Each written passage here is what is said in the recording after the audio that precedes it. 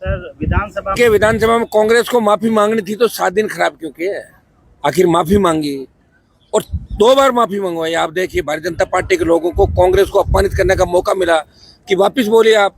बात तो ये हुई थी कि कांग्रेस का प्रदेश अध्यक्ष माफी मांगे, तो जूली जी ने कहा हाँ प्रदेश अध्यक्ष की जो प्रदेश अध्यक्ष ने गलती की, जो इन्होंने गलत व्यवहार किया आसन के प्रति, उनकी तरफ से माफी मांगते हैं। तो एक तरीके से जब माफी मांगनी थी तो 7 दिन तक राजस्थान की जनता के जो अरबों खरबों रुपए खर्च होते हैं, जब विधानसभा चलती है, लोकसभा चलती है, और इस सेशन को आप हाँ हुल्लड़ के अंदर अपनी फोटो छपवाने के अंदर अगर सेशन खत्म करा दो, इसकी दादी इसकी नानी हुआ मार, तो आप क्या संदेश देना चाहते हो, क्या मैसेज आप देना चाहते हो?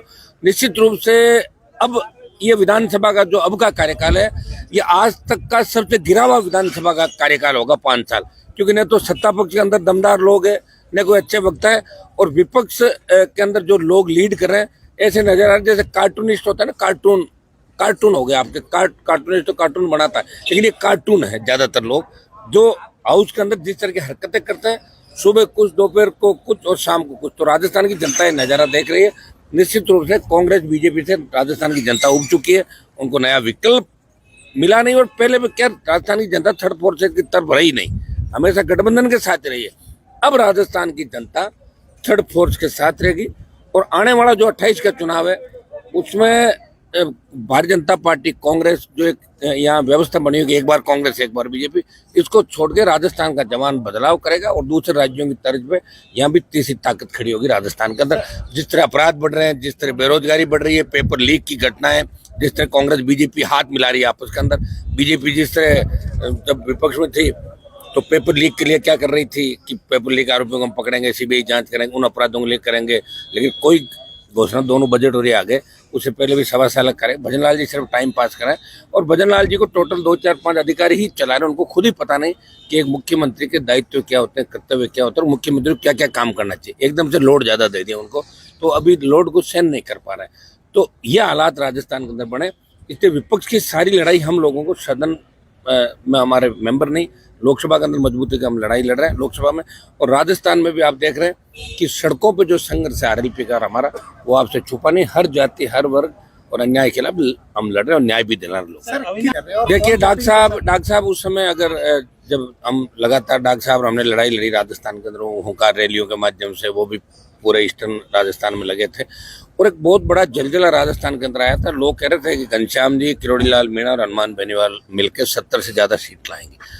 दुर्भाग्य से 2018 के अंदर डॉक्टर किरोड़ी लाल जी बीजेपी के अंदर चले गए। उसमें नहीं जाना चाहिए, तो जो वसुंधरा झगड़ा करके तो बाहर आए थे, वो वहाँ चले गए। और जाने के बाद जिस तरह भारतीय जनता पार्टी ने उस बात को मन के अंदर रखा कि ये बाहर जाके यार अब इनको ठीक करना है, तो उस द्वेषता की भावना के साथ भारतीय जनता पार्टी ने उनका राजनीतिक कैरियर एक तरीके से खत्म करने का प्रयास किया।